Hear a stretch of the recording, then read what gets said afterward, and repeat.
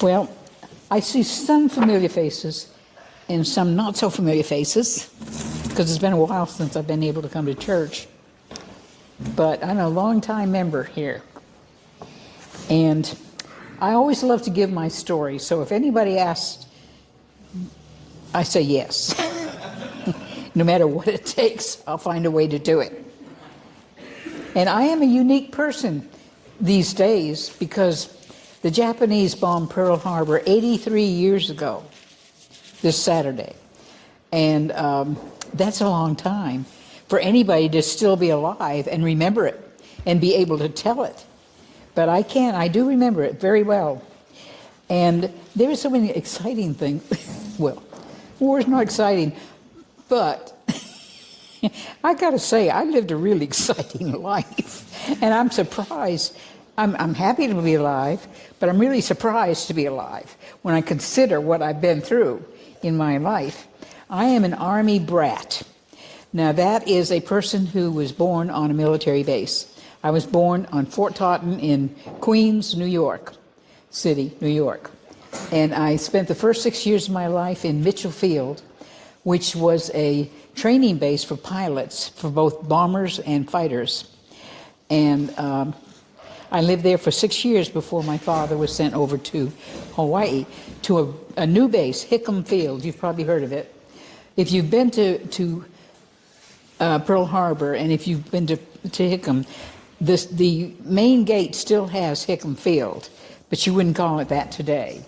You would have called it Hickam Air Force Base for a good many years, but now you would call it Joint Base Pearl Harbor Hickam, because it's one big base now. And that's kind of important because that tells you how close we were. And I just want to show you, I have a Google map. Now, this is not exactly, because I didn't take it in 1941. There was no Google back then. There was no internet. But I'm going to try to see, these pictures are going to be on a table. You can come up there and look afterwards. But let me show you this picture here. Down here is the airfield. Hickam. This is Hickam down here. This is Pearl Harbor up here. Right in the smack dab in the middle where this gold star is. That's where we were. We lived right between the Army's B-17 flying fortresses and the Navy's battleships and carriers and everything else. Right in the middle of them. And so when those dive bombers, there were 50 Japanese dive bombers that flew over Hickam itself and dropped bombs. And their targets were the planes. Now, the interesting thing is, we were in, my sisters and I were in our bedroom getting ready for Sunday school, supposedly. We were probably having a pillow fight. But we heard this awful noise. Well, if you've ever, you know, a B-17 is a heavy bomber. They make a lot of noise. You'd think we'd be used to a lot of noises. We're not very far. B-17s, us, you know, a couple of blocks. So you'd think we'd be used to all the noise. This is a different kind of noise. It's a rat-a-tat-tat-tat-tat-tat. It was those fighter planes shooting machine gun blasts at the buildings and things. We ran out to the living room to ask our mother what was going on. And my mother was only 29 years old at this time. And she got 6 kids. And she's sitting there calmly looking out the window. And so she said, she pointed out the sky and she says, the Japanese are bombing us. She could have said, it's a beautiful day today. I mean, she was so calm when she said that. The Japanese are bombing us. Now, this is interesting. My mother recognized those planes as being Japanese planes. The Army brass and the Navy brass didn't. They thought that each other was having war games on a Sunday morning, and they were going to really get after each other, you know, and chew each other out. But so I thought my mother should have been in charge. You know, we might have come out better. This 29-year-old, and you know something funny about her being so calm. My father wasn't there. This is Sunday morning. Why is not my father not there? And she knew where he was. We kids probably didn't. We might have known. I don't know. Remember that I was just a child. I was 8 years old. So if you want to do the math, you can figure out how old I am now. Okay, but I'll save you the trouble. I'm 91. I mean, I made it this far. I should brag, right? Okay. And when you hear about some of the harrowing events, you wonder how I made it this far. But anyway, I shouldn't have said that. Now I've lost my chain of thought. My father. Yeah, we didn't know where he was. Well, I didn't even notice he wasn't there. But he was not there. I remember that. That's in my brain. Where's Dad? And it was many decades later before I found out where he was.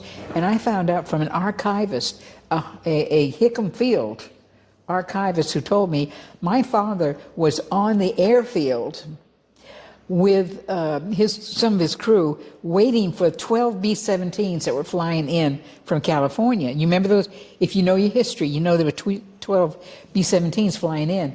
He's there waiting for them. His job, he was a crew chief, responsible for maintaining that huge airplane when it was on the ground.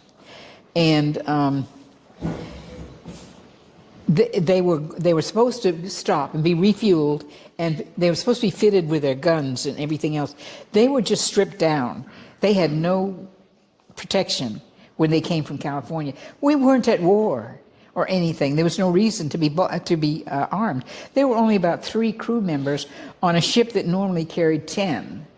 And so when they came flying in, they came right in the midst of the first wave. And they're looking around, and thinking, what in the world? At first they think that it's a welcoming party of our fighter jets, till they saw the meatballs. That's what those red circles Japanese planes have. We have the white stars, they have the red circles. How can you not tell the difference between a red circle and a white star? What about those generals and those admirals? I'm wondering about those guys we had over there. But anyway, so I want to show you, I've got to get my notes out of the way here. I don't want to jump ahead, and I'm about to jump ahead. So I'm going to, first of all, I want to show you what we looked like back before we went. Now, this is a bunch of kids and 2 parents, but do you know that this is the baby right here. That's Marilyn. These 2 girls dressed alike are twins. There's only 4.5 years between these twins and the baby. When they were 4.5, I, on the end here looking gloomy, all of my pictures are like this. I never smiled. But anyway, I was 3.5. My brother, who, this picture was taken on an army base, mind you, is wearing a sailor suit. He was 2.5. Susie, this one right here, she was 1 or 13 months old, and then she was born. I can't tell I can't tell when this picture was taken. If it was taken in 37, 38, one of those. We went to Hawaii in 39. My mother had to travel alone with these 6 kids. She was 29 when Pearl Harbor was bombed, so she was 27 when she had to travel alone with us. Now, if you wanted to go to Hawaii today, what would you do? You'd hop on a plane, you'd be there within hours. Well, not back then. You don't know what you have missed. There was a whole lot of things we didn't have that made life kind of interesting and fun. We went on an Army transport ship, the USAT, United States Army Transport. This is it, the Republic. This is a ship that took troops overseas or wherever they had to go. Well, yeah, if you go on the water, you're going overseas. But it also took dependents. But my father was already there. He went a couple of months before we did. And so my mother is having to 6 kids, we're on this ship. And you know how long it took us to get there? 30 days. And boy, did 3 of us have fun. I'll tell you why. My mother had to stay in the cabin with the babies the two that are sitting on their laps, and my oldest sister, Barbara, who got seasick. But me, the middle one, Carol, one of the twins, and my brother, we didn't get seasick. We would escape from the cabin.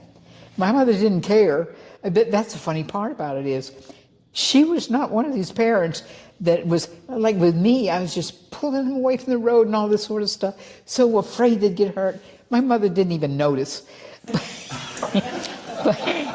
So oh yeah, that's right. Yeah, she's going to put the pictures up, and you can look at them later. Here, take the Google one. And so we had the run of this ship. And we discovered something, sugar cubes. We found the officers' dining room, and they had these tables in the middle of the table, these bowls, these little square things. And we're a family of 8. You think that we had sugar cubes? No, we didn't have sugar cubes. We didn't know what they were. We sent my brother, and actually my brother was always our go-to, we sent him in there to do the stealing. And so he would get us a handful of sugar cubes, and we'd sit on the steps and we'd eat those sugar cubes. That began our life of crime. So the 3 of us. But, and then when I grew up and realized, what in the world? And I thought, what kept us from falling overboard? There's nobody watching us. You know how old we are? My brother was 5. I was 6. And Carol was 7. Think about it, parents. When your kids were that age, would you let them run loose on a ship through 2 major oceans and a sea and a canal? See, we went down, we left New York Harbor and sailed down through the Atlantic Ocean into the Caribbean Sea, through the Panama Canal, halfway across the Pacific in 30 days. Now, if we had flown, just think of I wouldn't be able to tell this, and this is the fun part. And so, I have a picture here. I wanted to give you an idea about this is the B-17 Flying Fortress. It was replaced by the absolutely beautiful B-29 Super Fortress, which I think is the most beautiful plane, and the Enola Gay was a B-29. And the B-52, now it's still in service, it's a Stratofortress. Okay, now this picture here, you can only see 2 engines. Naturally, there's only two at each side, but because it had 4 engines, it made it a it made it a heavy bomber. And this picture will give you an idea how big this plane is. You can only see 2 of these. Well, right here you can see the beginning of the wing from where the comes out from. But look over here how long that wing is. And this is only half of the picture. The archivist from Hickam Field sent me only this. Right here is my father, right here in the very end. And he was the crew chief in charge. But there's another bunch of men, about that much more men, in front of this one plane. And the rest of the plane is, there too. And she's my assistant. Okay, now, anyway, that's where Daddy was. He was waiting for those B-17s to come in. And the funny thing about it is, those 12 B-17s, they all did successfully arrive. However, later I'm going to show you a picture when I get to it of the damage, but one of them actually landed on a golf course. And I often wondered, for years and years I wondered, how do you get a heavy bomber off a golf course? You need a big runway, to get a plane up in the air. They did. Just 2 days after Pearl Harbor was bombed, they flew that bomber off the golf course and flew it to Hickam. And all of the planes successfully landed. However, they didn't all, one of them is, the only one that landed at Bellows Field is used for parts later. But one of them landed, that landed in Hickam was strafed by the Japanese bomber, a fighter plane, and it was cut in half because it hit a flare box in the fuselage, and it blew up the back end of the plane. And they moved the front end away because they wanted to save the engines. And there's a picture, I've got a picture of here, but I want to get back to my story with my mother. And while she's telling us that the Japanese are bombing us, she starts to tell us about war and how the Germans are conquering Europe. Now, I was a very precocious child, like Molly there. I remember you from... That's a compliment, Molly. That is a compliment. Yeah. Yeah, and I knew geography. I'm good at geography, and even then, at 8 years old, I knew where Germany was, I knew where Europe was, and I knew it was on the other side of the world. So I'm thinking, what has that got to do with us? I mean, those aren't Germans up there, those are Japanese. But she's told us, I don't know if she's trying to calm us down or what, we're not even scared. The first question asked to me by a 6th grader at Boaz Middle School was, were you afraid? I had to stop and think.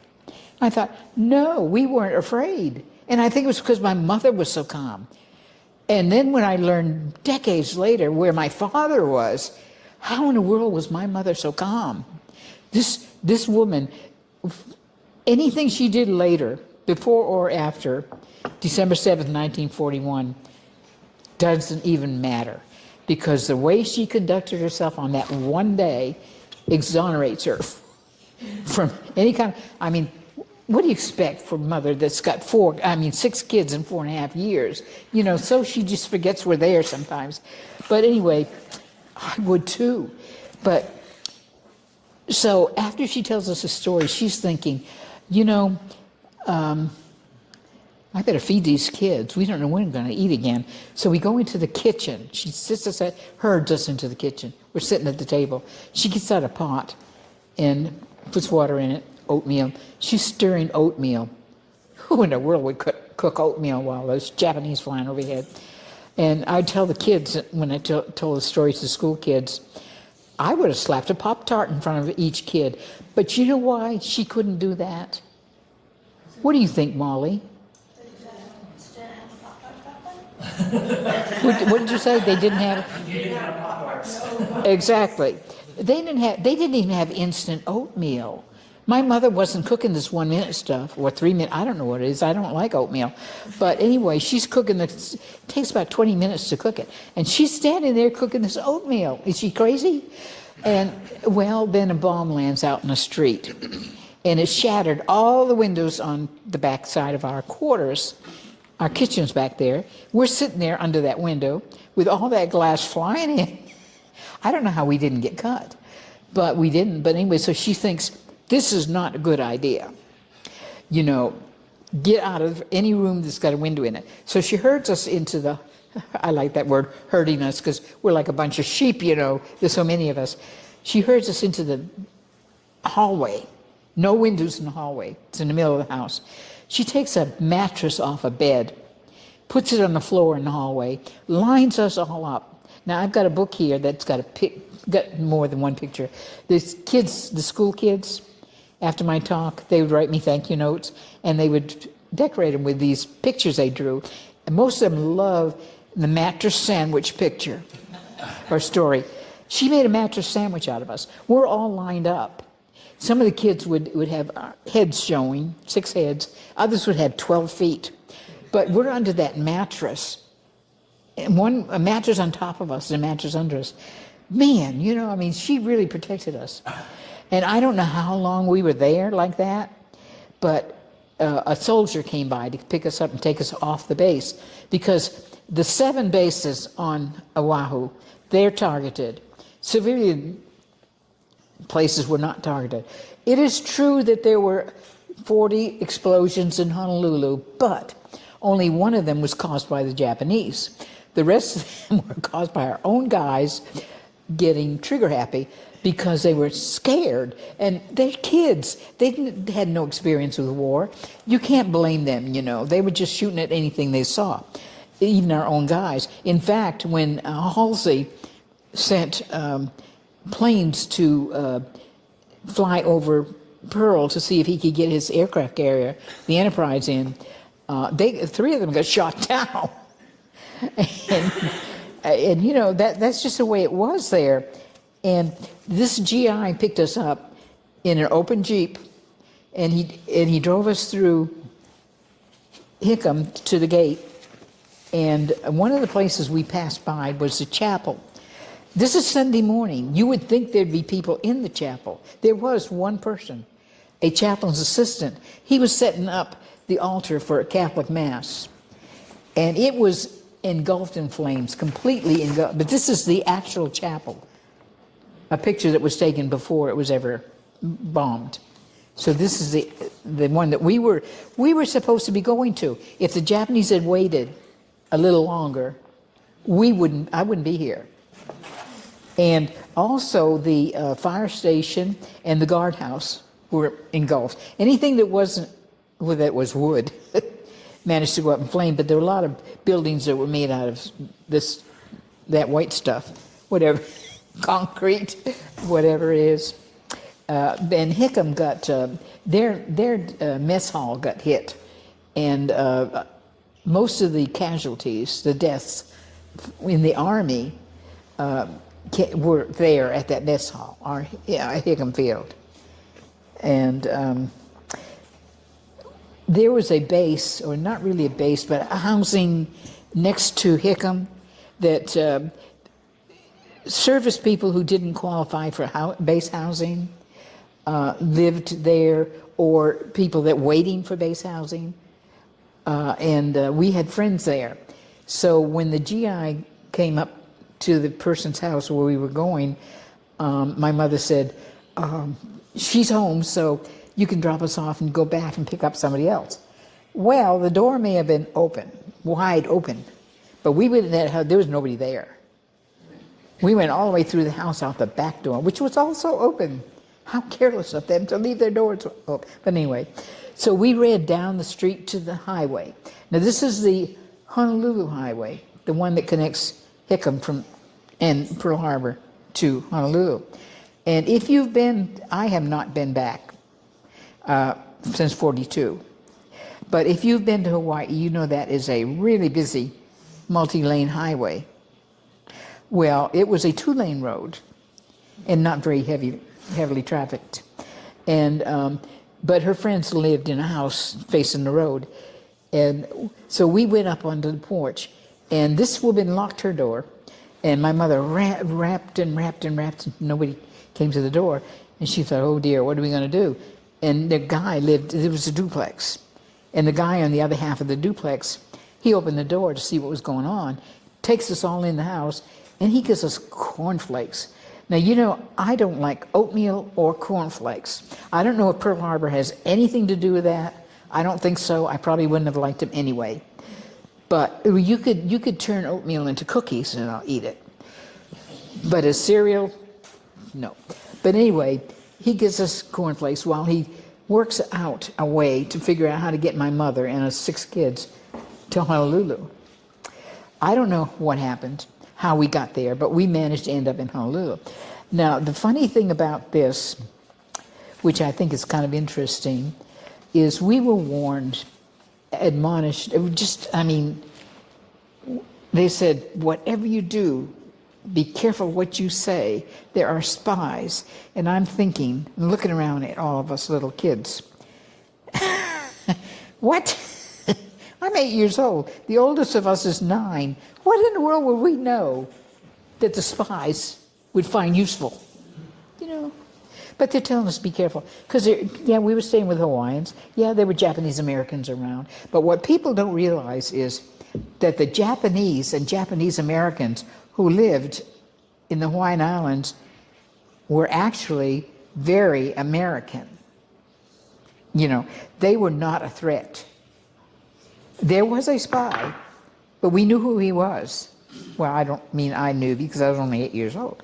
But you know, there was one spy that he'd go up on the hill and he would take pictures of the harbor. And of course, the one bad thing was that the carriers were not there. I'll get to the carriers because I got pictures for that too. I don't know how long we stayed away from the base, but they had to do something. Remember all those windows being smashed. I don't know if they boarded them up or if they put new windows in. I'm guessing they probably just boarded them up because they knew that they were going to be sending all the dependents back to the States as quick as possible. That quick as possible took a lot longer than they thought, several months, because there was a lot of us. But anyway, we came back to the base, but once we got back on the base, we couldn't leave. We were there for the duration until we were evacuated off the base.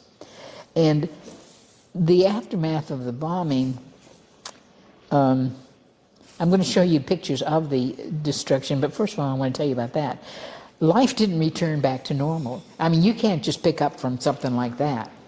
And don't forget, we had 2,403 people that died that day.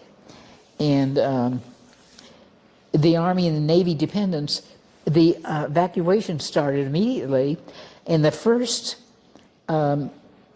dependents who actually got from Honolulu to San Francisco arrived on Christmas Day. So that shows you how quickly. And don't forget, it takes a while. No flying, sailing. And within a month, 20,000 Army and Navy dependents and 10,000 island women and children left Hawaii. We didn't. My mother refused to go. She put it off as long as they let her. And one thing that we liked, us kids, we went to school on December the 5th, Friday, December the 5th, 1941. We didn't go to school again until March 1942 in a different, right, we had a 3-month Christmas vacation, let's say. So it was great for us. Oh, well, you know, maybe. But by the time we got to where we were going, and I'll get to that too, and we're back in school, there was so much difference in the culture, in the school systems, that we were all automatically put back a grade without even being tested. And you know, since I was valedictorian, I kind of think that I probably would have been able to stay in the grade that I had been in. But anyway, I mean, an 8-year-old girl who knew that Germany was on the other side of the world from Hawaii, you know. And one of the reasons, now, you know, if you lived in town and you went to a civilian school, you had to go back to school. Those schools were available. Our schools were not. We went to school on base. And the reason why, you ask, whether you ask or not, I'm going to tell you, is because on those ships coming toward Hawaii, troops, where are you going to put them? Those schools were used for barracks, headquarters, anything, hospitals. You know, they had to make room for them. And also it meant that we didn't have Christmas, because anything that was like Christmas trees, you don't grow Christmas trees in Hawaii. Well, I did actually decorate an orange tree once, but that was here in Boaz, and my in-laws. They didn't have a Christmas tree, but they had an orange tree in their house. And I thought, we gotta have Christmas. So I got out the decorations and decorated that orange tree. But anyway, we didn't have any Christmas trees. We didn't have any presents or anything. And that's because of the fact that all those, anything that would have been on those ships had to be left on the docks in San Francisco, because those ships, all that space was needed for troops and for supplies, materiel, and all that stuff. Because they don't know the Japanese aren't coming back to Hawaii, which was a good thing they didn't. But now, one of the big problems for the Japanese and why there were only 2 waves and not 3 like they were supposed to have is that they couldn't find the carriers. And there were 3 carriers stationed there. But you know something? I meant to do some research on the Saratoga because it seems like every time I come across the Saratoga, it's in dry dock. I'm just wondering if those people just did not want to have to get out on the ocean, so they stayed somewhere. And they were up in Washington State, I think. But now the Lexington and the Enterprise, they were out delivering planes. The Lexington was delivering planes to Midway, and the Enterprise was delivering planes to Wake Island. Now, the Enterprise did get theirs delivered and had gotten back, almost back to Hawaii. The Lexington had got about halfway to Midway when they found out the Pearl Harbor had been bombed, so they had to turn around and come back. And Halsey, his planes were the ones that were shot down.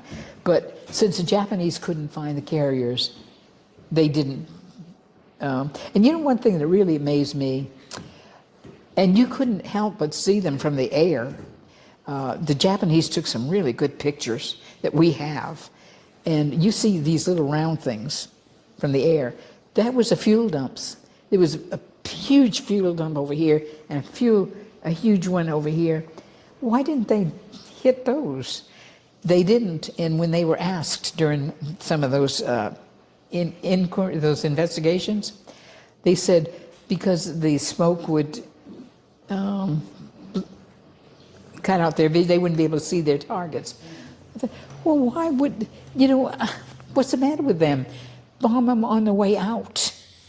And I thought, I'm glad I didn't say that, and they heard me, because maybe they would have, because there was enough fuel in those fuel tanks to fuel the whole Pacific War. Yeah, so we were, that's planes, tanks, what have you. One of the things, there was a lot of paranoia in Hawaii, and then that was why, the explosion, the young GIs and scared to death and all this sort of stuff. And Governor Poindexter, he was, I think he was a coward or something, I don't know. He called President Roosevelt, and he was really worried about the many Japanese Americans who lived in Honolulu, lived in Hawaii, on Oahu especially. I think about 30% of the population was Japanese American, but they were loyal to America, not Japan. And so he called Roosevelt and he didn't want the job that he had. He surrendered the Hawaiian Islands over to the military. And so we had military law. And you know what this meant? And this is something I learned that surprised me, that it meant that the U.S. Constitution and the Bill of Rights were no longer in effect in Hawaii. And the military handed down all the laws. And the military, they sort of really enjoyed that. And I think they went overboard. They really ruled with an iron thumb. But, and all of the islanders who were over 6 years old were fingerprinted. And we had air raids, and bomb shelters were built in our backyards. And you see these bomb shelters, really nice things, with places for food and all this. These are holes in the ground, literally holes in the ground. And I use that word literally and mean it. People use that word a lot, that they shouldn't use it. But anyway, they were really holes in the ground, and they even cut the steps in the dirt. Fortunately, it didn't rain, or it would have been mud. But we had to go down into those holes in the ground. And every time that siren went off, and we had to wear gas masks. And I don't know what it is about gas masks. If you've ever put one on your face, it has an awful smell. You wonder, maybe there's a gas. I don't know what. But we had to use those, even the babies, and blackout shades. You could not have even a sliver of light showing from your windows. There were wardens walking around all the time. They saw any light at all, they're banging on your door, telling you to shut off your light or fix that curtain. And then there was the problem of unexploded bombs. Well, the Japanese did General Yamamoto, he's the one that planned the bombing, but General Nagumo is the one that led the Japanese in there. And 31 ships, by the way, I don't have it with me because my paperwork is, like really heavy. And I've got a printout of all 31 ships and when we destroyed them. Later on in the Pacific War, every single ship that the Japanese had there at Pearl Harbor, we sunk. And but they planned it well, really well. But, and they said it was a success. And it was, we weren't prepared. One thing they didn't tell their pilots is that, you got to be high enough in the air when you drop your bombs for them to explode. Because you can't have live bombs in your planes, because if you do and something jars them, you could blow yourself up. So what you do is you've got these bombs, but they've got pins, they've got these safety features. You have to pull a pin. When you pull that pin before you're ready to drop the bomb, it starts a timer. And that timer runs a certain length of time after you drop the bomb, so that when it explodes, you're not right there where you're going to get blown up too. And hopefully it won't explode until it gets to the ground and its target. But they were flying too low. And the timer didn't set the detonator in a lot of bombs. And so when they fell, they just fell. Bum. And one of those landed in our quarters. 6 kids and our mother there we lived with it for 2 months. That bomb, we didn't know it was there. It was in a closet, but it was a storage closet in the hallway. And my father, 2 months later, in February, when he's packing us to go home, he opened that closet door and he was going to reach up on the shelf to get curtains down. Curtains are not very heavy. And he looked up and he saw a hole. For one thing, he started to reach for the curtains and couldn't get them out. And he reached up there and felt something cold. And he saw that hole, and he's put 2 and 2 together. Smart man. Something fell through that roof. It was a bomb. We had a bomb in our closet.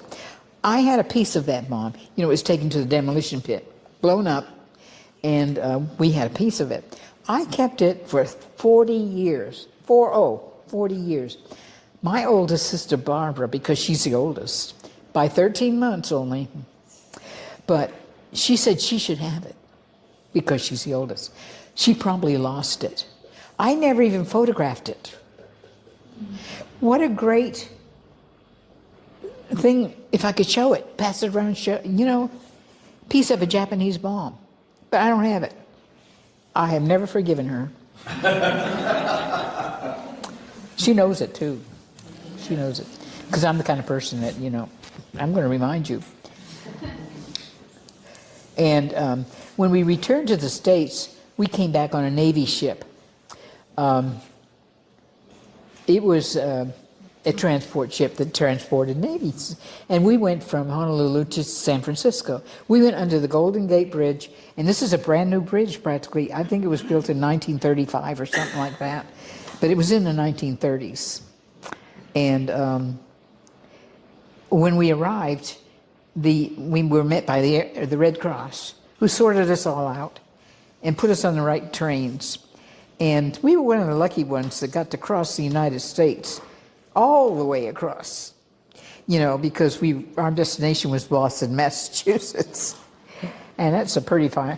And, I often wondered the story, somebody wrote a book about his mother's experience. She was a 3-year-old child, and she and her mother took the same trip to Boston, Massachusetts. But once they got to Boston, their family met them, and they went to Salem, which is right outside of Boston. My mother's family met us because she's from Boston, and there we were. We're home. Until my father gets home, we moved to New Hampshire. And anyway, it took 4 days to cross the United States. Now, if you flew, you could do that in a few hours, but then you miss all the fun.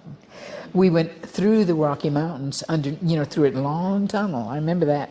And we had a layover in Chicago, Illinois. And, but it was, my mother stayed in the cabin again, I don't know what we kids did. Sometimes she'd go with some other wives, meet in one of the things and play cards, leave us all alone. But one of the things I remember when we were living in Manchester, New Hampshire, she'd get Carol, one of the twins, and me up before dawn, mind you. I mean, we're just little kids. I'm about 9 then, she's about 10. Before dawn, to walk several blocks in the biggest city in New Hampshire, Manchester, to get hot donuts. I would never risk my child's life for donuts. My mother would. I know someone else who But now I want to show you. These pictures. Now, I've got these sort of in some order. Now I've written on the bottom of them just what they were. Now most of these, all of the aerial shots are from the Japanese. But here's an interesting point. There's no telling how many pictures there were. What Nagumo did when he got back to Japan, he did turn over some of the film. He didn't turn over all of it. He kept a lot of it on his ship, the Kaga. I think it was a Kaga that he was on, or something. But anyway, and it was sunk at Midway with all that film. So down in the ocean, off Midway, there's a lot of film, the Japanese pictures. I mean, Hawaiian. This is Pearl Harbor from the air. This is Ford Island. That's where the Battleship Row is right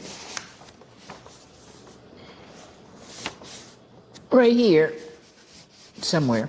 Anyway, and Hickam Field is up here, and that's that close. And this is before anything happens. He takes the picture, and then the fun starts. Now this is proof positive that Hickam got hit before Pearl Harbor. I try to tell people that. Some people don't believe me, but it's true. And here's the proof. Right up here, this smoke here, that's our B-17s. Down here, you see Battleship Row. And you see all of these ships. You have the Nevada right here. You have the Arizona, the West Virginia and Tennessee, Oklahoma, Maryland, California. And over here, well, somewhere in dry dock is, oh, here he is. Up here is Pennsylvania. And I have it all written on the back, in case you're wondering if I'm saying this from memory. But anyway, this is right after we got hit. But if you notice the swirling over here, a torpedo had hit the water. And it was heading for the West Virginia, I believe. Or it could be Oklahoma, who knows. But anyway, and here's one where you can see where these did get hit. Now here it says, plucky little Nevada. And if you know the story about the Nevada, it didn't get hit. So now this is Sunday. So where is the top brass or the captains and all that sort of stuff? They have the day off. So who's running this ship? An ensign is running this ship. Well, he has the good sense to try to get away. So he heads on out, but he's got to turn around and pass all these ships. And he wants to get out through the harbor into the open water and save at least one battleship. But the Japanese see him moving. So they start hitting him, and he gets hit a lot and all that. He finally runs it aground on purpose to keep from, if he gets sunk in the harbor, then the ships can't come in or out. And he knows that. He's a smart guy. Now, if you've seen documentaries or even in some books, you see this picture. because of you know what it is? It's a USS, it's a destroyer, USS Shaw. And because it was so dramatic, all that, But what I don't understand is why in the world is a ship that's in dry dock full of something that's going to cause that? You'd think they wouldn't have explosives on it. And this is showing a lot of flak around the ships. Now I'm going to hold my finger over so you can't see what this is, but I'm sure that you're going to know what it is. So I'm going to ask you, tell me what ship this is. Arizona? Yes, it is. This is the Arizona when it got hit, and it is sinking with 1,177 sailors and Marines on it.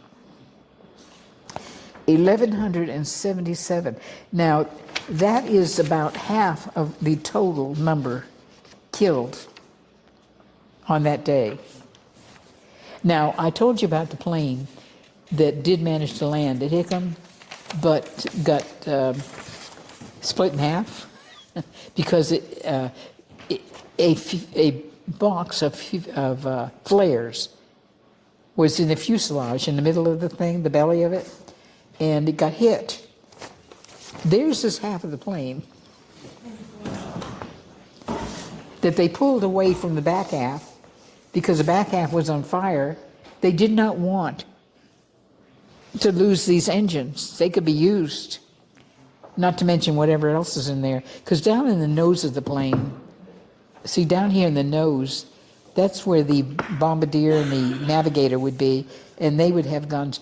The reason why these are called fortresses, these planes, these big, is that they were really armed to the teeth. They had 13 50 caliber submarine machine guns.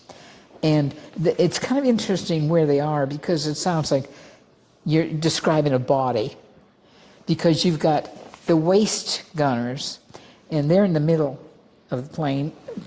There's one facing this way and out the two sides. There's a tail gunner in the back. Boy, he must have been a lonely man. There's the one in the belly, the bottom of the plane. There's the nose gunner. That's down here in the nose of the plane. There's there's one that's right over the where the pilots. There's the flight engineer stands behind the pilot or co-pilot, and he's got a gun right above his head. And the radio man. Anyway, they have that thing is just loaded. Now I want to. We were there during Christmas. We did not leave, and so we didn't have Christmas. I told you that. However, a soldier dressed like Santa Claus rappelled down the Hickam water tower and gave us presents, children left on Hickam. Now, this is a very interesting thing. If you have been to Hickam, you've seen this building, and it looks exactly like this, because this is a new picture. But I have a black and white of the way it looked in 1941, and it's exactly the same. This is a water tower, people. Does that look like a water tower to you? Beautiful, huh? You know why it's still standing? Because when the Japanese saw it, they thought it could be a Shinto shrine or something. So they were very careful. And see, there's a strip of, what do you call it? Leading up to it makes it look like something really special. A water tower. Who knew? Now this flag here, this is a flag that flew over the headquarters, or at headquarters, at Hickam Field. And it's still, and notice how badly damaged it is. Okay, on the 26th of June, 1945, long after, well, not long after, but soon after the war. Well, it wasn't all completely over. It flew over the United Nations charter meeting in San Francisco, looking like that. And from from July of 1945 to August of 1945. It flew at the Potsdam Big Three meeting between Churchill, Stalin, and Truman. So it even had a part in the European theater of operation. It was over there in Germany at Potsdam. And on 14 August 1945, it flew over the White House. That was the day that the Japanese accepted the terms of the surrender. And after that, until 1980, it was on historical display at the Air Force Academy in Colorado Springs, Colorado. And in 1980, it was returned to Hickam, where it is on permanent display. So, and that's a picture that's on the front of my book. I have a book, by the way. Now this, I had a picture of the upturned Oklahoma. Now you know the story of the Oklahoma? It capsized, and over 300 people they weren't able to rescue. But look at, this is a really interesting picture. This was taken 2 years after. You see it? You see these lines? You know what they are? They're cables. They are uprighting. They turned this thing upright 2 years later. So for 2 years it was capsized in Pearl Harbor. They righted it, and they towed it, or were towing it, across the Pacific to San Francisco when it broke away from the ship that was towing it, and it sunk. So it never did make it. And these, I call these, and I got two pictures here because I want to show you the difference of the, anyway, these are the bookends of the Pacific War. This is the Arizona Memorial, which is over the Arizona. The Arizona is, compared to this ship here, it's kind of small. But the Missouri, the ship on which the surrender was signed, wasn't built until 1944. So this was not at Pearl Harbor, on Pearl Harbor Day. And it's a really big ship. It's a museum now. So this is the beginning of the Pacific War. This is the end of the Pacific War. And I posted in the back here about the Missouri. It was the last battleship commissioned in June 1944. It did serve in the war at Iwo Jima and Okinawa, and it shelled Japan home bases, home islands. It also served in the Korean War, and it was decommissioned in 1955.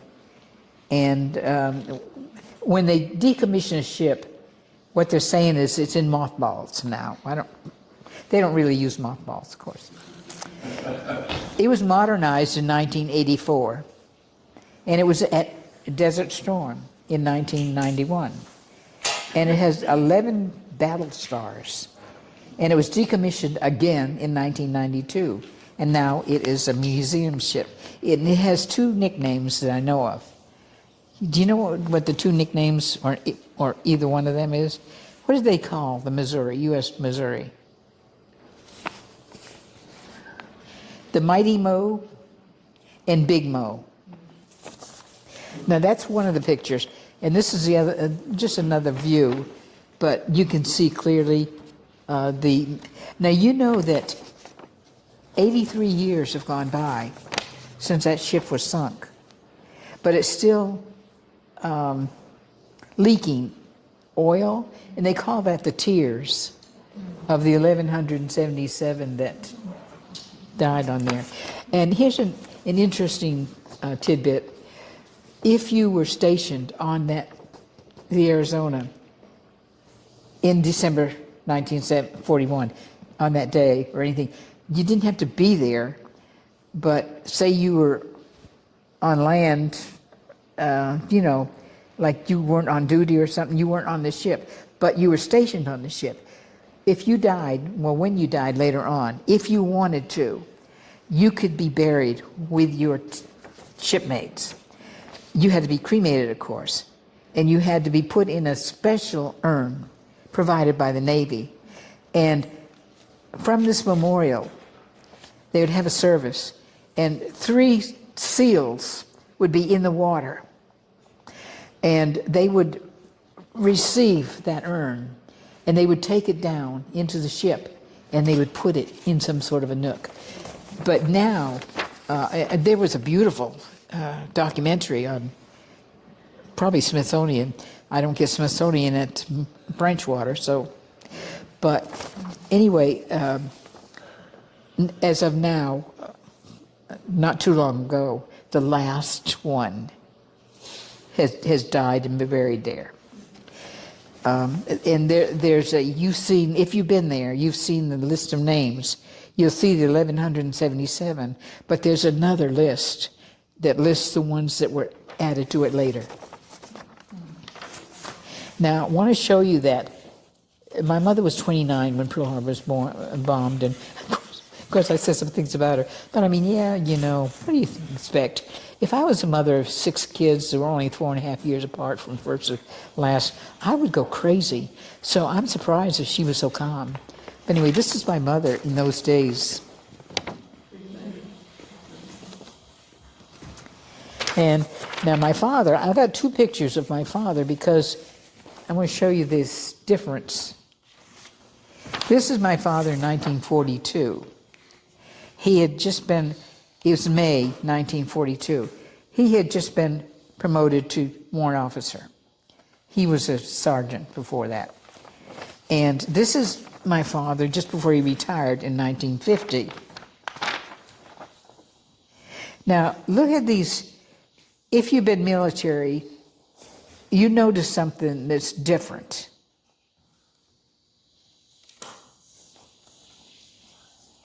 Badge of the hat. Very good. Exactly. He noticed it. I'll tell you, you know why they're different? Why? I'll tell you. Because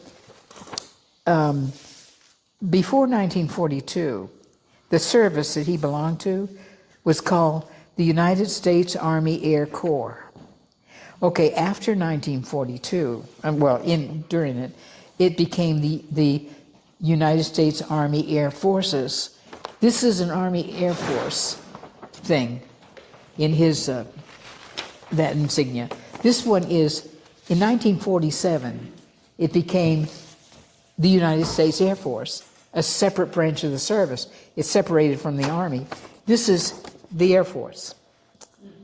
But my father is still in Army khakis, and he could wear that for 3 years. And so in 1950, if he stayed in the service, he was going to have to switch to Air Force Blues. And he figured, he'd already been in for 34 years, 34 years. So why not just go ahead and retire? He was 50 years old.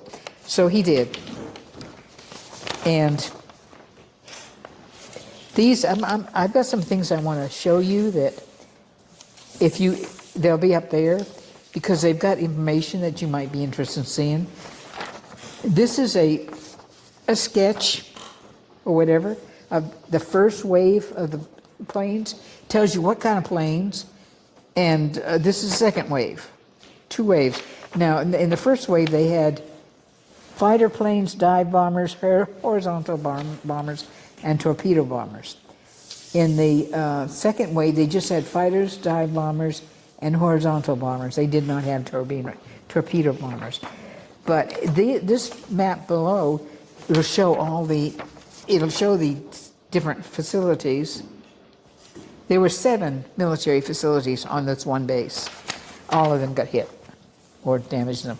Now this one here, this is an interesting map because it tells you where all the names of all these ships. Now, if the aircraft carriers had been home, they would have been on this side of the island, not near the battleships. They would have been on the other side.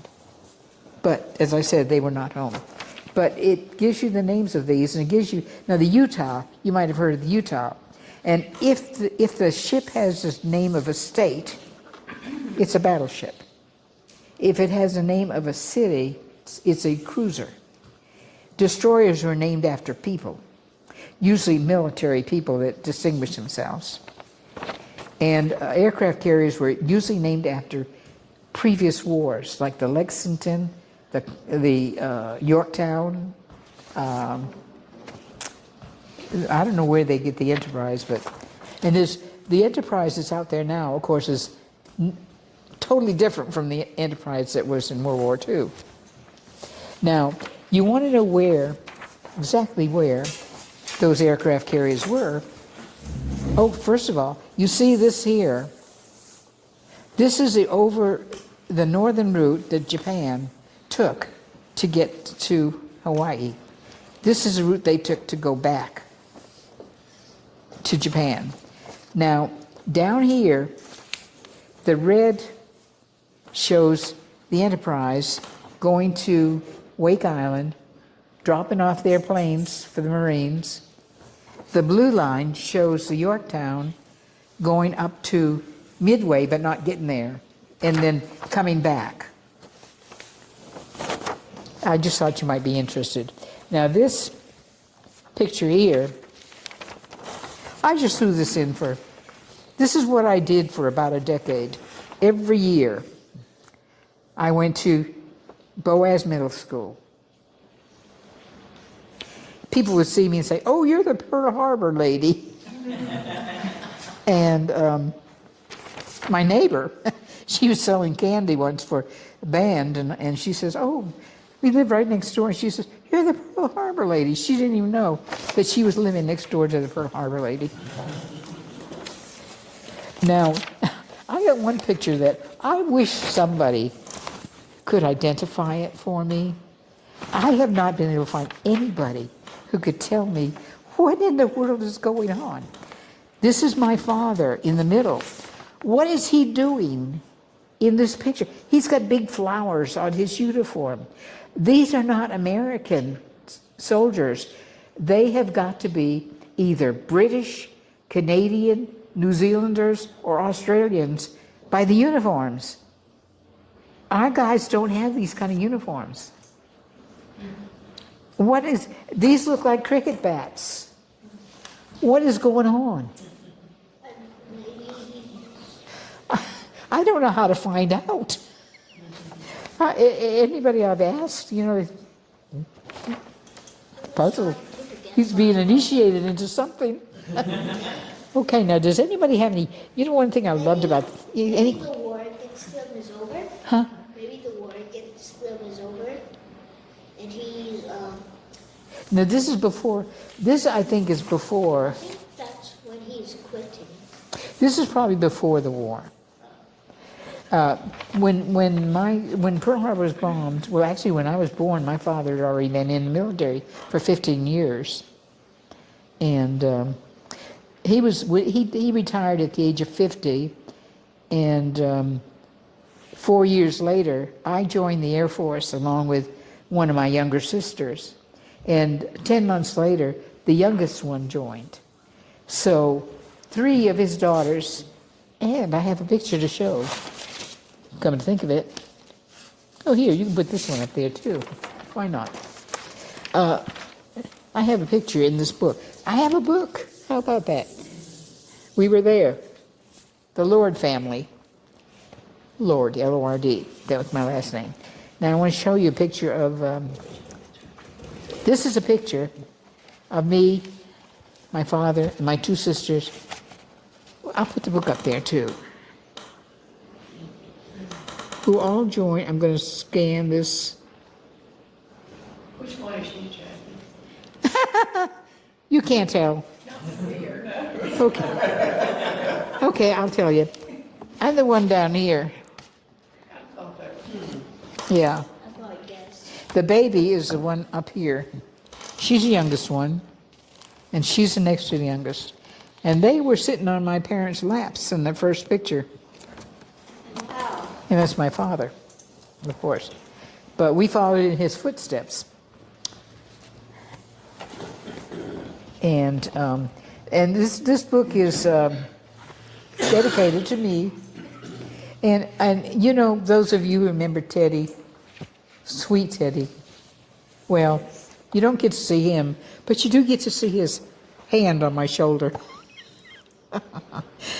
Teddy, Thank you.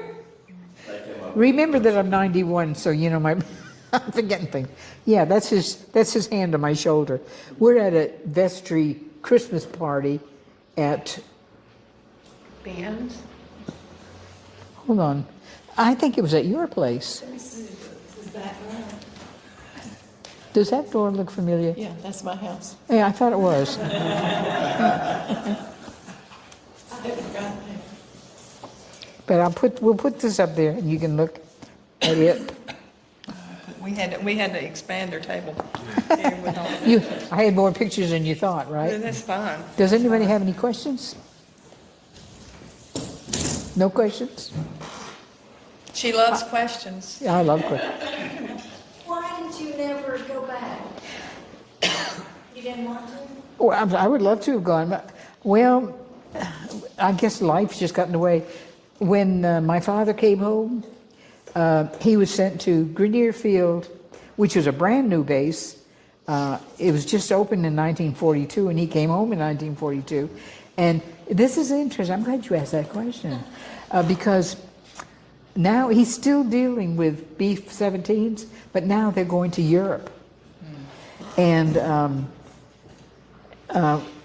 the base was also responsible for the safety of, or, you know, the eastern seaboard, the northern, eastern mostly. But he was stationed there, and we just finished growing up in New Hampshire, went to school there and everything. I went to college in Boston for 1 year, and then I joined the service actually to save up money to go back to college. But I actually thought about staying in the military, but I got married instead, and I never knew I was going to end up here. And my husband was, I met him at Maxwell Air Force Base, and he didn't like to travel. And I remember when, you know, we hardly ever went to visit my family. I thought when he retired from the Air Force, that we would maybe live halfway between, like say in Virginia. But no. He said his folks, and this is true though, he said his folks were older than mine, so they're going to die first, so we need to be down here and look after them. They may have been older. I mean, they were teenagers when my mother was born. However, my father was 65 when he died. My mother was 62.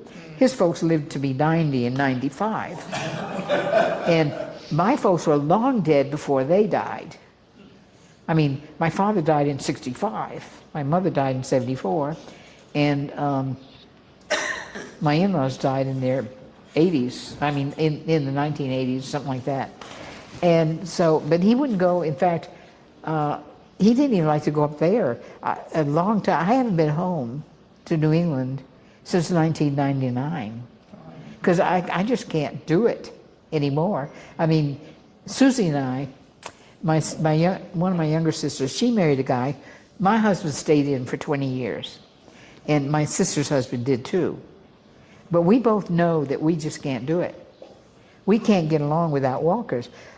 I'm living in an assisted living place where practically everybody's on a walker, but a lot of those people can park their walkers and actually walk away from them.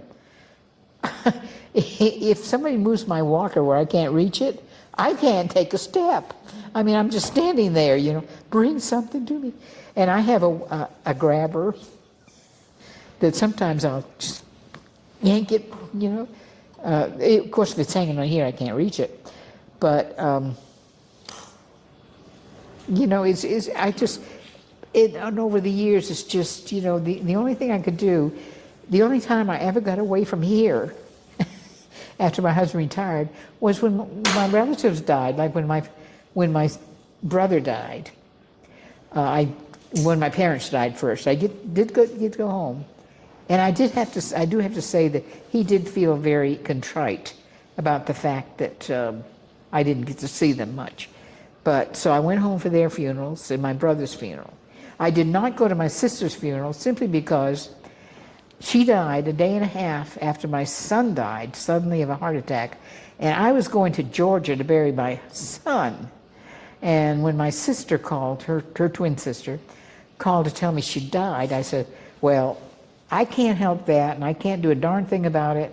You just have to bury her without me. And I should have known they couldn't bury her anyway. It was February, and it was New England.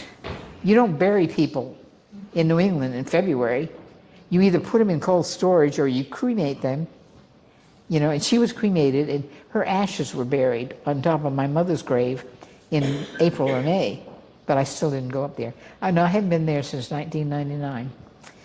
But my husband died in 2005. 3.5 months later, or three months and 3 weeks later, my son died.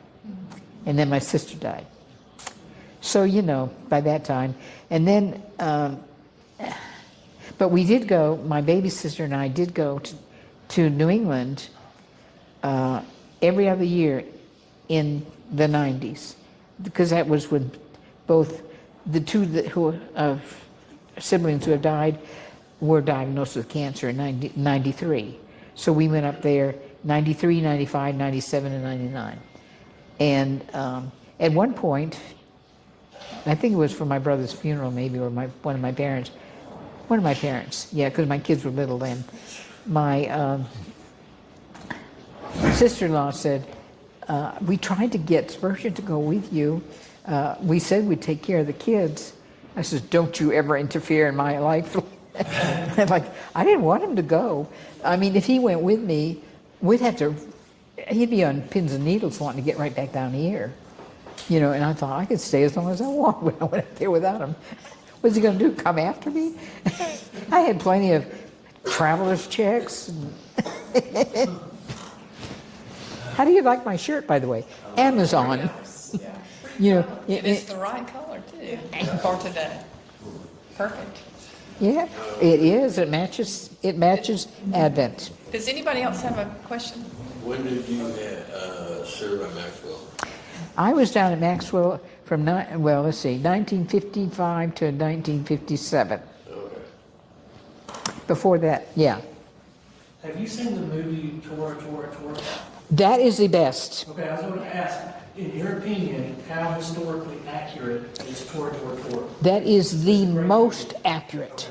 The most yeah, that is one thing I'd tell people that ask. I've got the DVD, but if you see it on TV, especially the one where they limit it to 3 hours or whatever, or 2 hours, they cut out the thing about the 12 B-17s coming in. Yeah, so there was a new technology called radar, right? Wow. It was on the hilltop above Fort Lauderdale. Exact And Opana. they're like, why are the B-17s coming in from the north? That it was the Japanese coming into Boston. Yeah, I know it. They mistook the Japanese for the B. Yeah, yeah, that is true. They did detect it, but they just thought it was the B-17s. But yeah, if you get to see that movie, you got to see it uncut, because you don't want to take out them. Because if you see the whole thing with the B-17s, to look at the faces of the pilots, they know they don't have any guns, and they're big planes. They're flying in these little fighter planes, and they're surrounded by them. And how in the world they never got hit while they were in the air is amazing. But none of them did. 8 of them did land on Hickam. One landed, like I said, on the golf course. One landed, where did that? I think in that place way up in the north part. One landed at Bellows Field. Apparently, when the one that landed at Bellows must have been damaged enough that they just used it for parts. But all the rest, the one that got cut in half. Oh, and about that one that got cut in half, there were no fatalities, except for a hitchhiker. A flight surgeon had he hitched a ride with one of the B-17s coming to Hawaii because he was being stationed here. There. I'm not there. But anyway, once he got off that plane, he's running across the runway and got strafed by the Japanese, and he was killed. But none of the pilots lost their lives, or any of the crew. That is amazing, because they were not armed at all. And those Japanese were so close to them. I mean, they were so close to us, we could see them. But John, we're kids. And, you know, My mother should have been scared to death. She should have been worried about my husband, about her husband, about my father. And maybe she was, but she just didn't show it. But she just took care of us so well. And I thought, I don't care what she did about getting us up before dawn to get hot donuts in Manchester, risking our lives, letting us roam on ships. You know something? We had the sailors coming back from Hawaii. They would give us these drills about what happens if we get torpedoed. Well, that's interesting that we could get torpedoed. We were on the waters, and these are now enemy waters because at this time the Japanese control it, and they got submarines, and we could have got torpedoed any time. 11 days between Honolulu and San Francisco. And it took anywhere from 7 to 12, depending on what kind of ship you're on. Oh, and the dependents that were brought over, some of them were able to come over on the luxury liners, and I thought, gee, they were lucky. But before they were even able to come over on those luxury liners didn't look like luxury liners because they were taken to wherever they take them, stripped of all the finery. And so they weren't any better off than we were on the Navy ships. And they were even the beautiful white, pure white ship that was called the Lurleen. No relation to Lurleen Wallace, by the way. But there was a ship called the Lurleen that made a weekly trip between San Francisco or San Diego and Honolulu. And it was a luxury ship, a nice ship to ride on. It was painted gray so that it wouldn't be so noticeable. I don't know what. But we were lucky. Now see, that's the thing when I say, I'm lucky to be here. We could have fallen overboard in the Atlantic Ocean, the Caribbean Sea, the Pacific Ocean. We could have been torpedoed. We could have been, that bomb could have gone off that landed in our house and didn't. And all these things, you know, that I thought, my goodness, I'm surprised that I'm alive. We're glad you're here. Yes, we are. Glad you're here. Thank you. Any more questions at all? I have one, help me remember, Jackie. One of the Japanese commanders said after Pearl Harbor, he said, I'm afraid we awakened the sleeping giant. Yeah, that's in that movie. The Tora. We don't, it is assumed, but we don't know for sure that he said that. But yeah, it's a saying, it says, I fear that all we have done is awaken a sleeping giant, and there's more to it about his reserve, resolve, whatever. I don't remember, but you got to watch that if you want to see the best movie. And one thing about it, I'll tell you what makes it so good. It's not just our point of view. If you noticed, if you've seen that movie, the Japanese also filmed it. And they filmed their part of the story. So you're getting their story too. And you're getting our story. And they're put together beautifully. But it doesn't leave it doesn't put in anything. Now, you know the movie Pearl Harbor. I don't care for it because they got to throw in romance. And I don't like that. I want just the story, you know. And Tora is, and you know, and for the European theater of operation, to me, the best movie was The Longest Day. And of course, that's a black and white. But now that also is, I do a lot of, you should see my library. You would not believe it. You're really into the Second World War? History in general. Well, the thing is, I've got an extensive World War II library, and I'm trying to find out what to do with it when I die. Would you be, if you're interested? Neat state might take it. You can get a tax write-off for it. Well, you know, the thing is, I had more, but a lot of it ended up here for that yard sale or whatever it was. We have some in the library Oh, see, of your books, but they were more, religious. well, I had the inspirational type too, Yeah. but I had a huge World War II library. I had to cut it down because even though I have a suite at Branchwater, which I'm paying an arm and leg for, I've got 4 bookcases, and I brought half of my World War II library with me.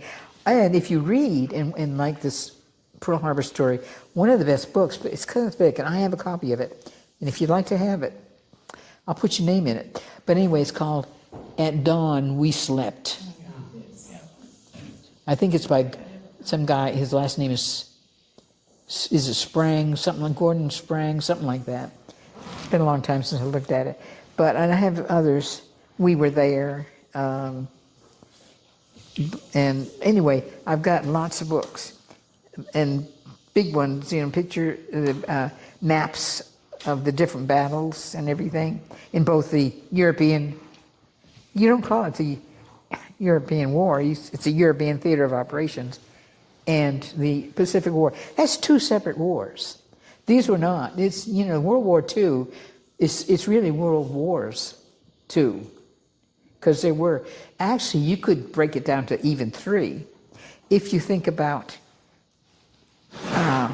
the British and the Japanese in Burma, and when them trying to get India, when they took Hong Kong and Singapore, you name it, I know it. Katie, did you have a question? I was just gonna ask, how long until you got to see your dad again? Like, you guys shipped out and went to San Francisco in like March, and then, by the time you got to the eastern seashore, like, when did you get to see your dad? Did he come over with you, or was it, I'm assuming, did he stay in Hawaii? My father stayed until May. Okay. So we came back in the end of February.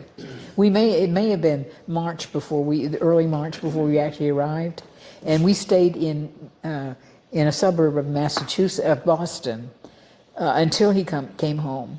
And we went to school there for a couple of months until he came home, and then we moved to Manchester and went to school there. Then we moved to Derry and went to school there. Then I went to about 7 different grammar schools. That's 8 grades. And 1 high school, but it was a really good one. It was an academy, private academy that my father went to, and he and his sisters were all valedictorians, and I followed. But something what really bothered me? I followed in his footsteps, and when I came home and told him that I was valedictorian, he said, "Are they giving it to the dumbest now?" He didn't know how to compliment me. But anyway, I haven't forgotten that. Jackie, this is my second time to hear your presentation. Me too. And the first time I understood in my memory that it took you through the canal after the bus. I had it No, reversed. we went through the canal before. Because I was thinking what a long time it would have been after that, and how scary it would have been to have been in the canal during that time. But they took you to San Francisco, so I had it wrong. Yeah, we were taken to San Francisco. The Red Cross took over from there. They got us all, like I said, sorted out to, you go here, around the country, wherever we were going, and put us on a train that headed us toward Boston. And somebody wrote a book describing his grandmother and mother's journey. His mother was only 3 at the time, but it was our story because they also came from earlier than we did. They came in December, but to San Francisco, and then all the way to Boston, Massachusetts, and that's the end of the line. And it was the end of the line for us because after that it's up to you to find your way. But we weren't going into New Hampshire yet, not until Daddy came home. My father was from New Hampshire, and his crew, he had a lot of New Hampshireites in his crew that took care of the B-17s, and one of them was killed. And that guy was from Manchester, where we lived when we first came back, when he came back. And there is a thing, like a street sign thing. Well, one of those in memory of or something in Manchester, in memory of him. His name was Maurice Saint Germain, and he was a private. And the reason why I know that is because I actually have a printout, not with me, but if anybody really wanted to know the names of all 2,403 people that were killed that day, I've got it. Because I really did a lot of research. I love research. But nowadays, it's not a very good idea because some of the things you research, when you go on Facebook, man, you got all kinds of ads for it. But back in the day, it was a lot easier. I don't know what we do with that internet. Thank you. It's also my second time to hear your presentation. I heard it probably maybe 15 or 16, Yeah. something like that. But I do want to say that she's absolutely right when she says she knows about World War II, because some of y'all remember last year in 23, I went to Ireland, Scotland, and then we went up to Shetland and Orkney and the Northern Islands. And I talked about, in my newsletter, I talked about the Italian chapel that was built up there by POWs, and the fact that they had dumped equipment in the strait. It was shallow enough to dump equipment and stuff to keep, the blocked passage of ships. She knew about all that. She told me the story. And I had just seen it, and taken pictures of it. And when I came back and visited with her, she told me the story. She knows her World War II. I was in the Sand Mountain Reporter, too. Yes, absolutely. I have a couple of things for you, Jackie. And? A couple of little things that you can take home with you. I even have 2 notes from Dr. Ratcliffe. I gave him one of my books. A poinsettia, which will die eventually, and it won't take up much space. And then I have something else for you here. Thank you for your, and I'll show the congregation of the folks here if you don't mind. It's something I picked up. It's called Moon Shadow. You can see this is the original picture there that was taken, but she took it and made it into a cross. That's pretty. And so that it's just clouds made into a cross that she can take home and put in her apartment. I thought about the cloud one because of the people coming from the sky. Now Sylvia's granddaughter interviewed me, and she wrote a paper on it. Huh? You have a copy of it. Bombs in the closet and pie for breakfast. And I took a class, with RSVP class, years and years ago, and I wrote my story, and I spilled tea on it. That's why it's. But this is my story. Also, I talked to DeMark Freshwater's class at Sneed, and they wrote me a nice letter thanking me. And they said, that's a funny thing, they said that they'd like to have me back, but they never did invite me back. I would have gone. Well, so Dr. Freshwater, he retired right around when COVID started. And so Dr. Kitchens just kind of took over a lot of the history stuff. Yeah. I'm going to tell Dr. Kitchens, you need to get... Well, history, the thing is, it was too late by the time I decided, really decided what I wanted to do. I wanted to be a history professor because I love history. And I never get tired of, I wanted to major, though, in military history because to me that's, because I can execute World War II, all of them, the European one and the, pretty much from beginning to end, because I just read about it all. I'm just fascinated. I've got tons of DVDs and books, and My husband Sam never met Jackie, but when I would go to visit her, she would always send her World War II magazine, her old ones that she'd read, because they would pile up. to They- him, and he just loved, because he loved military history as well. Yeah, honestly. I tried to change my mailing address and I never did hear from them again. And I never have gotten another copy of it. Yeah, but I love that World War II magazine. Hey, Jackie, It was Years- from historynet.net. puncher. Yes, yes. Years ago, you got this nice book here. Yeah, Maybe when you did that sunroom edition, maybe back then, but you gave me a little, all that information and pictures in just a little old cheap paper folder that the kids use in school. And she gave me a copy of all this. And I'm kind of a history buff too. And so I had it for a few years. And Johnny, you remember him, my Yeah. son, for some reason, he got a history degree. In Tuscaloosa, he was doing his student teaching. So I said, Johnny, you need to, I said, you remember Jackie? You know, she lived this, and I gave him that folder, and that sucker hadn't given it back. I think he still got it.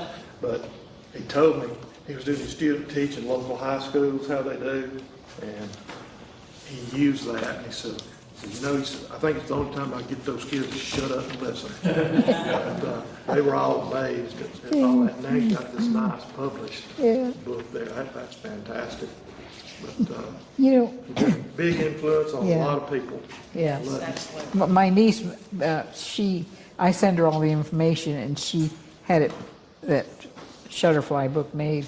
You know, I really, my favorite audience is children because now I spoke every year for about a dozen years or so at the Boaz Middle School, 6th grade. Same teacher, and she's retired now, but when I got to the point where it was so hard for me to get around, at first Kane, you know, and then Walker, and then she would come and get me. You could see the middle school from my sunroom. I mean, I could walk to it if I could walk. It was so close. But she would come and pick me up and take me to the school, and she'd have a couple of her boys waiting with a wheelchair to take me into the room with a wheelchair, in the wheelchair, and then bring me home. We'd always stop at one of those places where you can get milkshakes. Like Dairy Queen? Yeah, yeah, and we'd get a milkshake. She was so nice, but she. Oh yeah, I was going to tell you.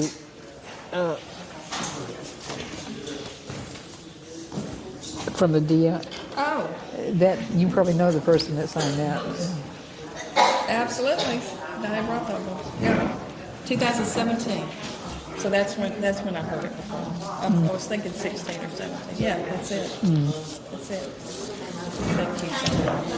I think people really love to hear it. No, I remember you from way back, and I remember that during the children's sermon, that when the priest would ask something, you would always come up with these really smart.